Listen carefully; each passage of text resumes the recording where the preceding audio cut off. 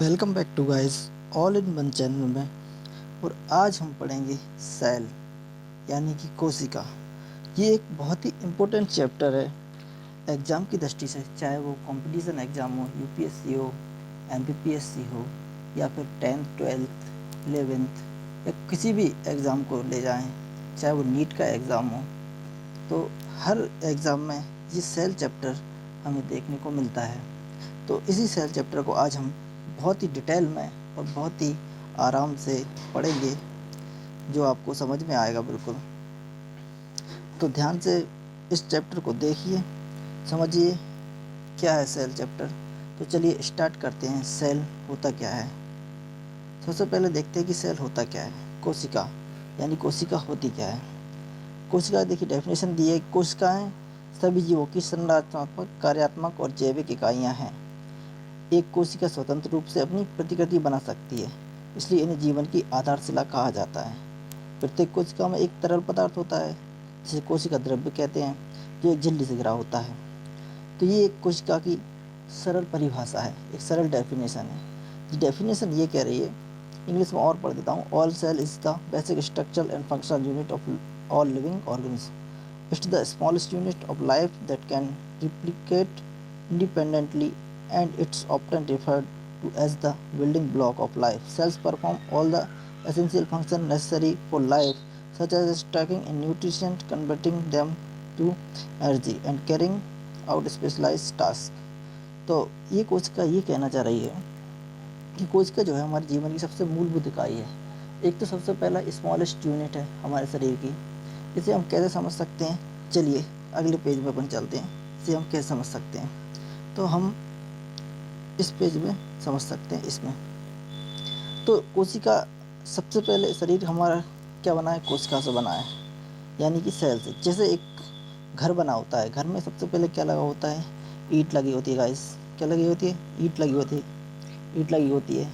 फिर ईंटों से मिलकर क्या बनता है? दीवार बनती है। ठीक है, दीवार से मिलकर क्या बनता है? कमरा बनता है। और कमरे से मिलकर बनता है घर। उसी प्रकार सेल से मिलकर बनता है टिश्यूज, और टिश्यू से मिलकर बनते हैं ऑर्गन्स, और ऑर्गन्स से मिलकर बनती है बॉडी। सेल यानी कोशिका, टिश्यू यानी ऊतक, ऑर्गन यानी अंग, और बॉडी यानी शरीर। तो इन चीज़ों से मिलकर हमारी क्या बनता है? बॉडी बनती है। तो सबसे छोटी इकाई क्या हुई? सबसे छोटी इकाई हुई सेल। तो कैसे याद रख सकते हैं? इस तरह से अपन इसको याद रख सकते हैं। एक एग्जाम्पल है ये, एक ईजी एग्जाम्पल है ये। इस तरह से अपन याद रख सकते हैं इसे। ठीक है गाइस, कोशिका समझ आया, उसकी डेफिनेशन समझ आई कि कोशिका सबसे छोटी इकाई है। ठीक है, और ये संरचनात्मक और कार्यात्मक इकाई है हमारी बॉडी की सभी फंक्शनों में जो अपन यूज करते हैं। चाहे अपन बॉडी के कोई भी पार्ट ले लें, अपन किसी भी पार्ट में, हर पार्ट में कोशिका पाई जाती है। ठीक है, अब कहाँ पर कैसी कोशिका अपन देख लेते हैं वर्ल्ड वाइज कोशिका क्या। ठीक है, इसमें साइंटिफिक नेम कोशिका का जो होता है वो साइटो बोलते हैं। साइंटिफिक नेम जो होता है कोशिका का, वैज्ञानिक नेम, वो होता है साइटो। और इसकी स्टडी को जो बोलते हैं ना, साइटोलॉजी बोलते हैं। क्या बोलते हैं? साइटोलॉजी। इसकी डिस्कवरी जो हुई वो रॉबर्ट हुक ने डैश सेल की खोज की थी 1665 में। 1665 में रॉबर्ट हुक थे। इन्होंने क्या किया, एक लकड़ी का कॉर्क लिया। तो लकड़ी के कॉर्क में इन्होंने क्या किया, माइक्रोस्कोप से जूम किया। तो उन्होंने जो मधुमक्खी की छत्ते जैसा एक कमरे देखे उसमें। तो उन्होंने इन कमरों को नाम दे दिया सेल। क्या दे दिया? सेल। लेकिन वो कोशिका कैसी थी? वो कोशिका थी मरी हुई। तो रॉबर्ट हुक ने कौन सी कोशिका की खोज की? रॉबर्ट हुक ने कोशिका की मरी हुई कोशिका की खोज की। फिर आई लिविंग सेल यानी कि जीवित कोशिका। जीवित कोशिका की खोज एंटोनी वन ल्यूवेनहॉक ने 1674 में की थी। और इसकी थ्योरी जो दी थी वो स्लाइडन एंड सोन वैज्ञानिक थे, दो वैज्ञानिक थे, इनने थ्योरी दी थी। ठीक है, थ्योरी क्या थी पता? थ्योरी दी थी इन्होंने थ्योरी क्या दी थी कि सबसे पहला इन्होंने पॉइंट बताया कि सभी जीव कोशिकाओं से बने हैं। All living organs are made up of cells. ठीक है, कोशिका जीवन की मूलभूत इकाई है। Cell is the basic unit of life. नई कोशिका पहले से मौजूद कोशिकाओं से बनती हैं। New cell are form from pre exciting cell. तो इन्होंने यही बताया कि सभी जीव कोशिकाओं से बने हैं, यानी कि सभी जीव, यानी इस वर्ल्ड में, इस दुनिया में जितने भी जीव हैं, चाहे वो जीव हैं, प्लांट भी आए हैं, जीव में प्लांट भी आते हैं, ऐसा नहीं, प्लांट एनिमल दोनों ही, तो उनमें क्या है, कोशिकाओं से मिलकर बने हैं सभी जीव। ठीक है। दूसरा पॉइंट क्या है, कोशिका जीवन की मूलभूत इकाई है, यानी कि सबसे छोटी इकाई है, सबसे छोटी इकाई है, सबसे छोटी मतलब पार्ट नहीं है, हिस्सा। इसकी कोशिका के अंदर भी बहुत सारे पार्ट होते हैं जो अपन आगे पढ़ने वाले हैं। तो सबसे छोटी इकाई है, इसलिए कोशिका को स्मॉलेस्ट यूनिटी बोलते हैं, स्मॉलेस्ट यूनिट ऑफ बॉडी। ठीक है, इसलिए कोशिका को। और तीसरी, नई कोशिका पहली से मौजूद कोशिकाओं से बनती है। जो कोशिका रहती है ना, नई कोशिका कैसे बनेगी, पहले से मौजूद कोशिका से बनती है। ठीक है, वो कैसे बनती है अपन आगे चल के पढ़ेंगे, किस तरह से विभाजन होता है, किस तरह से नहीं होता है। अपन कुछ 4 पॉइंट और हैं, ये देख लेते हैं।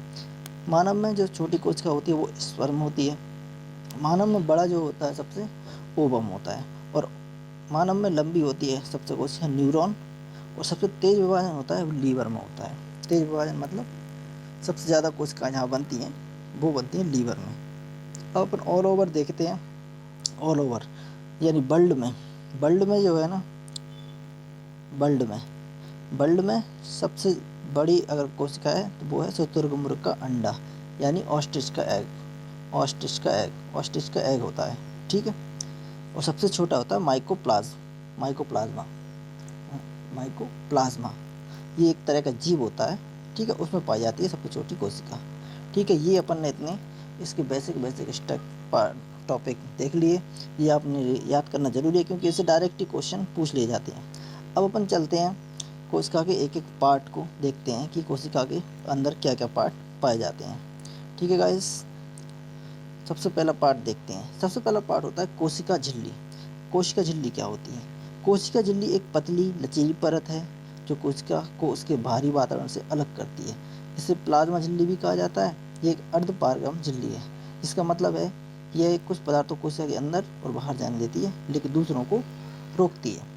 इस डेफिनेशन से क्या समझ में आया कोशिका झिल्ली से? इस समझ में ये आया कि कोशिका जो है सबसे पतली और लचीली परत है। कोशिका झिल्ली जैसे एक तरह की पॉलीथिन रहती है ना, पॉलीथिन अपन सामान रख देते हैं, पॉलीथिन इस तरह से ये झिल्ली है, इसमें अपन सामान रख देते हैं बहुत सारा। उसी तरह कोशिका की झिल्ली के अंदर सभी तरह के पार्ट पाए गए हैं, माइटोकॉन्ड्रिया और राइबोसोम, ठीक है, सेंट्रोसोम, सभी तरह के पार्ट पाए गए हैं। तो ये पाए गए, और ये प्रोटीन की बनी होती है। क्या की बनी होती है? प्रोटीन की बनी होती है। ठीक है। और ये कोशिका झिल्ली जो है पादप और जंतु दोनों में ही पाई जाती है। पादप और जंतु दोनों में ही पाई जाती है ये कोशिका झिल्ली। ठीक है, इतना अपन को समझ आया कोशिका झिल्ली होती क्या है। ये तो कोशिका प्रोटीन की बनी होती है, दूसरी चीज़ ये पादप और जंतु में पाई जाती है। ठीक है। और कोशिका के जितने भी अंग हैं वो सब इसी झिल्ली के अंदर रहते हैं। ठीक है।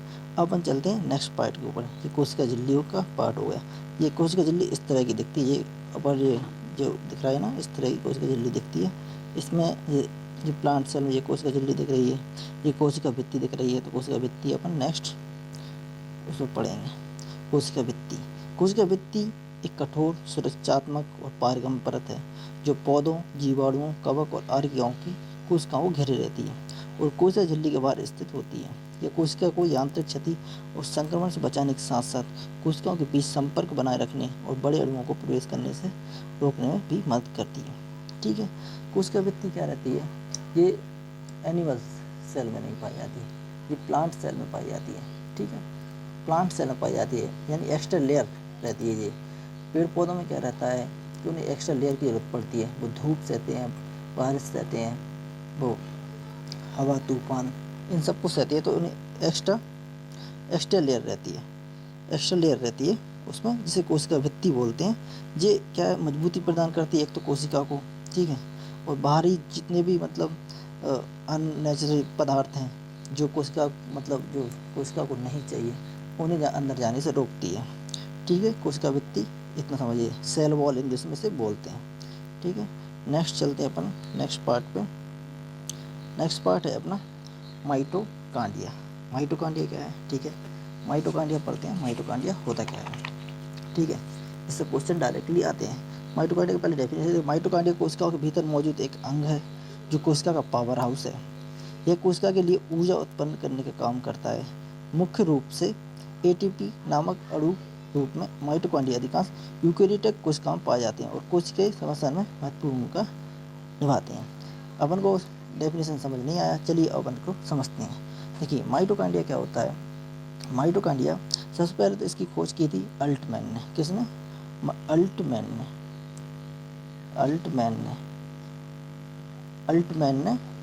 1857 में इसकी खोज की थी। 1857 इसमें खोज की। किसने? अल्टमैन ने। अब क्या रहता है इसमें, चलता है क्रेब्स चक्र चलता है। क्रेब्स चक्र के दौरान क्या चलता है? क्रेब्स चक्र चलता है। क्रेब्स चक्र के दौरान क्या होता है? एटीपी का निर्माण होता है। एटीपी का फुल फॉर्म होता है एडेनोसाइन ट्राइफॉस्फेट।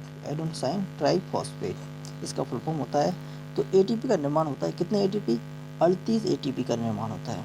और ये 38 एटीपी मिलकर बनाते हैं एक ग्लूकोज बनाते हैं। तो एक ग्लूकोज बनाते हैं जिससे क्या मिलता है? हमें ऊर्जा मिलती है। इसीलिए माइटोकॉन्ड्रिया को पावर हाउस या ऊर्जा गृह भी कहते हैं। तो इतना आपको समझ में आ गया होगा। ठीक है, एक ग्लूकोज में 4.2 कैलोरी होती है और दिन भर में हमें 2500 कैलोरी की ज़रूरत होती है। किलोग्राम कैलोरी की ज़रूरत पड़ती है, 2500 किलोग्राम कैलोरी की। ठीक है, माइटोकॉन्ड्रिया अपन को समझ में आ गया। माइटोकॉन्ड्रिया को अपन क्या बोलते हैं? ठीक है, पावर हाउस कहते हैं। ठीक है, ये ऊर्जा गृह भी कहते हैं। ठीक है, इसे हिंदी में सूत्र कणिका कहते हैं। ठीक है, हिंदी में सूत्र कणिका कहते हैं। सूत्र कणिका कहते हैं। ठीक है, इस सूत्र कणिका कहते हैं। अपन चलते हैं नेक्स्ट पार्ट पे कि कोशिका का नेक्स्ट पार्ट क्या होता है। कोशिका का नेक्स्ट पार्ट होता है तारकाय यानी सेंट्रोसोम। ये क्या होता है? चलिए भाई इसे देखते हैं। तो इसकी खोज जो है ना बॉबरी नामक वैज्ञानिक ने की थी। कौन ने? वैज्ञानिक ने की थी। बॉबरी नामक वैज्ञानिक थे जिन्होंने तारका यानी सेंट्रोसोम की खोज की थी। ठीक है, सेंट्रोसोम की डेफिनेशन देखते हैं। सेंट्रोसोम एक कोशिका का अंग है जो कोशिका विभाजन में महत्वपूर्ण भूमिका निभाता है। यह मुख्य रूप से पशु कोशिकाओं में पाया जाता है, यानी एनिमल सेल, यानी हम में भी पाया जाता है। एनिमल मतलब हमन में भी पाया जाता है, जानवरों में भी पाया जाता है और कोशिका के केंद्रक के पास स्थित होता है।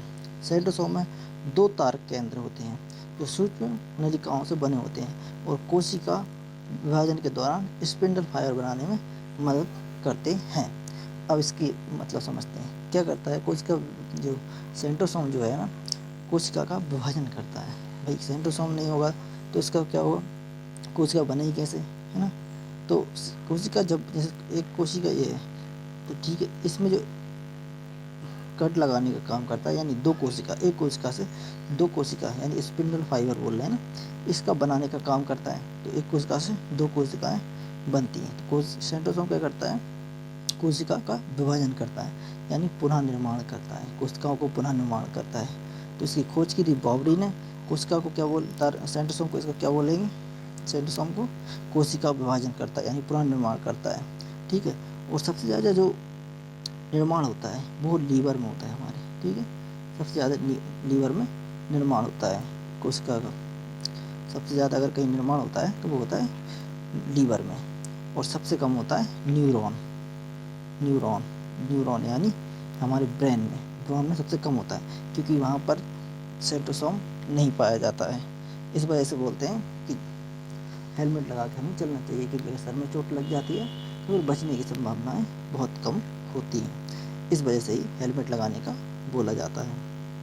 ठीक है, बाकी और शरीर में कहीं लग जाती है चोट तो हम बच जाते हैं, हाथ में लग जाती है, हाथ टूट जाता है तो जुड़ जाता है, लेकिन अगर सर में लग जाए ना तो हम बचना इम्पॉसिबल हो जाता है। कहीं ऊपर थोड़ी बहुत लग जाती है तो अलग बात हो जाती है, लेकिन सर के अंदर लगेगी ना सीधे ब्रेन में तो नहीं बच पाएंगे। चलिए अपन अगला पार्ट देखते हैं क्या होता है। ठीक है, सेंट्रोसोम समझ में आया क्या होता है? सेंट्रोसोम यानी कि कोशिका का विभाजन करता है। ठीक है, इसकी खोज की थी बॉबरी ने। ठीक है, कोशिका का पुनर्निर्माण करता है। ठीक है, लीवर में सबसे ज़्यादा होता है और ब्रेन में सबसे कम होता है। ठीक है, अब नेक्स्ट पार्ट देखते हैं। नेक्स्ट पार्ट है अपना अंतःप्रदब्ध जालिका। यानी कि एंडोप्लाज्मिक रेटिकुलम। ये क्या होता है? एंडोप्लाज्मिक रेटिकुलम ER एक झिल्लीबद्ध कोशिकांग है जो यूकेरियोटिक कोशिका में पाया जाता है। ये कोशिका के अंदर एक जटिल नेटवर्क बनाता है जिसमें चपटी झिल्लीबद्ध थैलियों और नलिकाओं की एक श्रृंखला होती है। एंडोप्लाज्मिक प्रोटीन रेटिकुलम प्रोटीन और लिपिड के संश्लेषण, कैल्शियम आयनों के भंडारण और कोशिका के भीतर परिवहन की महत्वपूर्ण भूमिका निभाता है। तो अंतःप्रदत्त जालिका क्या होती है? अंतःप्रदत्त जालिका भाई अंतःप्रदत्त जालिका कोशिका को सीधे सिंपल जैसे समझ सकते हैं। ये क्या होता है? एक तरह का कोशिका का कंकाल होता है।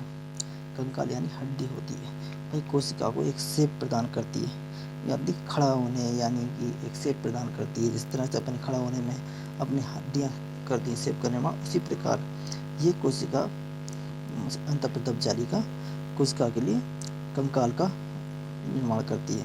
तो इसमें क्या होता है? ये आंतरिक कंकाल होता है, आंतरिक सहायता प्रदान करती है।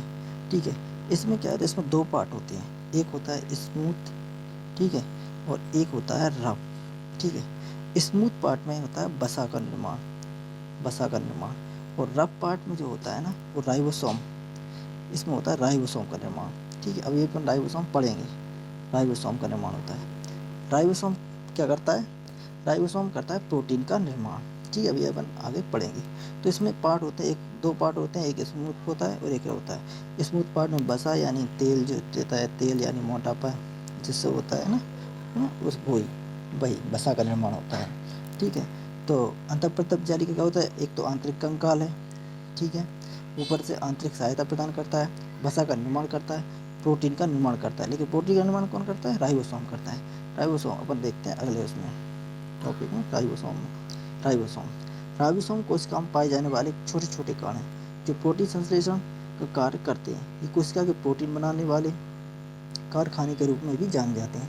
राइबोसोम मैसेंजर RNA से प्राप्त निर्देशों को पढ़कर अमीनो एसिड को जोड़कर प्रोटीन बनाते हैं। ठीक है, अब राइबोसोम क्या करता है? राइबोसोम ही प्रोटीन का निर्माण करता है जो ER यानी एंडोप्लाज्मिक रेटिकुलम में पाया जाता है। ठीक है, तो राइबोसोम को क्या बोलते हैं? प्रोटीन की फैक्ट्री बोलते हैं राइबोसोम को। ठीक है, प्रोटीन की फैक्ट्री बोला जाता है। अब अपन चलते हैं नेक्स्ट पार्ट पे। नेक्स्ट पार्ट क्या है इसका? नेक्स्ट पार्ट है केंद्रक यानी न्यूक्लियस। ये सबसे महत्वपूर्ण पार्ट होता है। अगर देखिए क्या कोशिका का केंद्रक है न्यूक्लियस, कोशिका का एक महत्वपूर्ण अंग है जो कोशिका की सभी गतिविधियों को नियंत्रित करता है। ये एक झिल्ली से घिरा हुआ अंग है जिसमें कोशिका का आनुवांशिक पदार्थ यानी DNA होता है। केंद्रक की कोशिका का नियंत्रण भी कहा जाता है। कोशिका यानी केंद्रक यानी न्यूक्लियस क्या है? कोशिका का ब्रेन है। क्या है? ब्रेन, जो मतलब सभी अंगों को निर्देश प्रदान करता है। जिस तरह से हमारा ब्रेन हमारी पूरी बॉडी को बैलेंस बनाने में मदद करता है, उसी तरह न्यूक्लियस भी मतलब कोशिका का बैलेंस बनाने में मदद करता है। ठीक है, इसी के अंदर क्या रहता है? DNA पाया जाता है।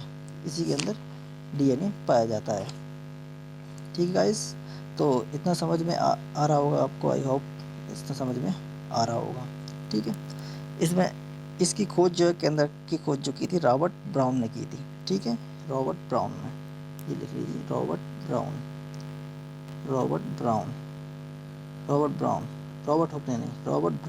रॉबर्ट हुक ने मरी हुई कोशिका की खोज की थी।